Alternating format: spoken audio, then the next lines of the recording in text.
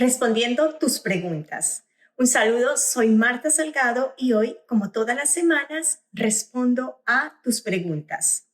Bueno, la modalidad de ahora en adelante la voy a cambiar para poder facilitarles a ustedes encontrar la respuesta a sus preguntas. Sobre todo, voy a acumular las preguntas sobre un mismo tema y en cada video hablo respecto de ese tema, respondiendo a esas preguntas específicas. El día de hoy, en la mayoría o muchas de las preguntas que me hicieron fue acerca del tema de asilo, así que voy a responder las preguntas que me hicieron sobre el tema de asilo. Empecemos.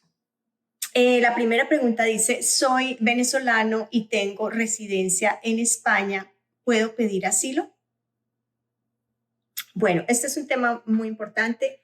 Si usted es venezolano o de una nacionalidad o ciudadano de algún país y tiene una residencia o ciudadanía de otro país, como en el caso de la pregunta, muy seguramente no puede calificar para un asilo en los Estados Unidos porque ya tiene una residencia y una protección, en cierto modo, en otro país, en un tercer país. Entonces, muy difícilmente se le otorgaría el asilo en los Estados Unidos. ¿Cuál es la excepción? La excepción es si usted está siendo perseguido en ese tercer país. Entonces, si usted, venezolano, está en España, está residiendo en España, tiene un trabajo, tiene una protección allá, pero está siendo perseguido en ese país, usted podría calificar para un asilo. Sería la única excepción. De lo contrario, no hay posibilidades de un asilo en los Estados Unidos. La segunda pregunta dice, tengo una cita para entrevista de asilo. ¿Cómo me preparo? Qué bueno que ya tiene su cita de entrevista para el asilo. Asumo que es un asilo afirmativo. Entonces, la primera parte que puedo recomendar para las personas que van a la primera entrevista de asilo es conozcan el lugar, conozcan el sitio o la corte o la oficina de inmigración a donde van a ir, para que lleguen media hora antes. No esperen, si pueden hacerlo, vayan y reconozcan el lugar en donde van a parquear, en donde más o menos son las instalaciones. Es un día de mucha nerviosismo, es normal, se van a enfrentar a un oficial de inmigración y obviamente puede uno entrar en pánico, angustia. Entonces, sumado al tráfico, sumado a que si va a llegar tarde, es mejor llegar media hora antes, saber en dónde va a parquear, cuánto le va a costar el parqueo y para que tengan en cuenta esas cosas prioritarias. En segundo lugar, prepare su asilo. Repase la declaración que usted presentó en su proceso de asilo. Es todos los hechos, todas las cosas que usted narró, porque es muy importante esa entrevista en la consistencia de su declaración con lo que le va a contestar al oficial. El oficial le va a preguntar, obviamente, sobre lo que usted expresó en esa declaración y le va a preguntar sobre hechos, nombres, fechas. Entonces, usted debe tener perfectamente claro cuál es la historia que usted narró en ese documento, más en este momento en que las entrevistas están haciéndose 5 o 6 años después de haber presentado un asilo. Entonces, repase su historia para que usted no vaya a tener ninguna inconsistencia o contradicción en su entrevista. Trate de manejar sus emociones, sus nervios y transmítale al oficial su situación emocional al momento de lo que sucedió en su país en donde lo estaban persiguiendo. Otra cosa muy importante es que su presentación personal, business casual, no se vayan a ir si es una mujer, pues en falditas, escotes, ojalá blusita de manga larga, business casual, como que va para una entrevista de trabajo, una entrevista muy importante y la primera impresión vale. Entonces, prepare, repase, saque su documentación, prepare toda su carpeta y llegue media hora antes. Esa es mi recomendación. A ver, la otra pregunta. ¿Qué pasa si el oficial me niega el asilo y por qué me puede negar el asilo? Aquí pegué las dos preguntas. ¿Me niegan el asilo y por qué me puede negar un asilo? A ver, si el oficial le niega el asilo, el oficial le va a decir que no hubo inconsistencia o no fue claro o faltaron determinadas pruebas, faltó muchísimo más consistencia. él le va a dejar saber por qué razón él no le otorga el asilo. Él le va a decir, no le estoy negando el asilo, simplemente lo voy a remitir a la corte. Entonces lo remiten a la Corte de Inmigración. Y lo remiten a la Corte de Inmigración porque desde el momento en que el oficial no le otorga el asilo, usted entra en un proceso de deportación. Entonces, por eso es dirigido a una Corte de Inmigración.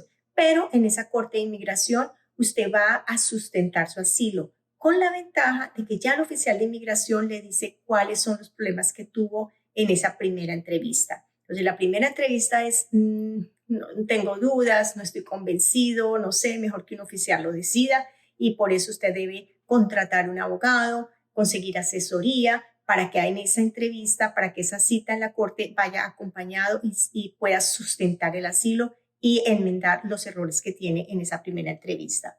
¿Por qué me pueden negar el asilo? Es lo mismo, el asilo, ¿por qué se podría negar? Básicamente, lo que se ve en las negatorias de asilo es que no hay una consistencia entre las declaraciones, entre lo que usted declaró al oficial en el documento de declaración de asilo y lo que usted está exponiendo en su proceso de asilo. Usted tiene que tener si usted dice que usted está siendo perseguido en su país, usted tiene que demostrar cómo es esa persecución, quién le hizo esa persecución, por qué lo están persiguiendo, que eso tenga una relación, si es por un asilo político, que tenga una relación por sus participación en movimientos, partidos políticos o situaciones políticas, su ideología política, y eso le genera persecución. Y otra cosa muy importante por la que se niega el asilo es si el oficial considera que al usted regresar al país no va a ser perseguido. Entonces es una secuencia de hechos. Yo me vine de mi país porque me están persiguiendo por esto, y si yo regreso al país me van a seguir persiguiendo. Es decir, no me puedo ir, porque si usted tiene que ser consistente en que además, a pesar de que está ya en el país 5, 6 años, 3, 4 años, al regresar al país, la situación en su país de origen va a ser la misma. Hay también otras situaciones que no es creíble. Y no es creíble, ¿por qué? Porque no tiene un sustento probatorio adecuado, porque usted no logró conectar esa historia con usted mismo y con el oficial. Tiene que estar preparado y dominar su miedo, su temor en esa entrevista para mostrar su situación emocional verdadera por las razones que está en este país y que necesita conservar la seguridad en este país. Entonces, la credibilidad, la persecución y que va a continuar esa situación, esas son cosas muy importantes para que el asilo tenga éxito.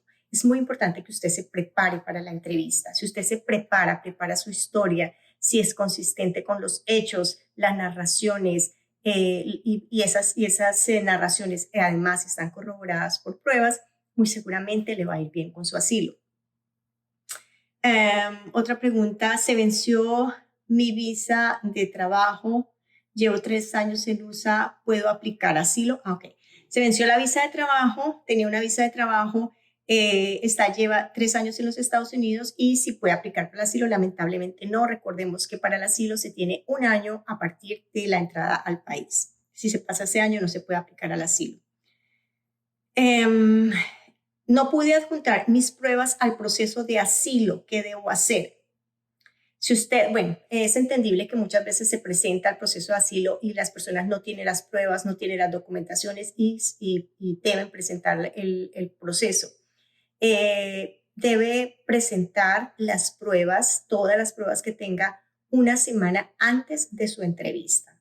Una semana antes de su entrevista envíe todas las pruebas. Y si después tiene más pruebas, puede llevarlas el día de la entrevista. Pero obviamente el día de la entrevista no puede llegar con todo el paquetazo de pruebas, sino que una semana antes, es lo que dice la ley, lo puede presentar antes de la entrevista. Una semana antes de la entrevista, presente las pruebas. Envíe un documento anexando las pruebas, diciendo cuáles documentos está anexando, muy bien detallado y muy bien presentado. Acuérdese que las pruebas y los documentos deben presentarse en idioma inglés. O sea, haga la traducción si lo está haciendo en otro idioma.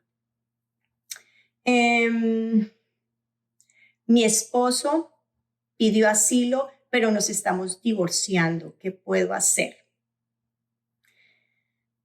Si hay un divorcio eh, y es un asilo derivado, es decir, el principal es su esposo y usted es derivada de ese asilo y se divorcian durante ese trámite, usted pierde el beneficio del asilo.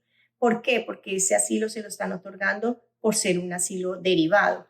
¿Y por qué es derivado? Porque son esposos, porque si lo presentaron como esposos, como cónyuges, al momento de divorciarse, pierde el derecho a ese asilo derivado.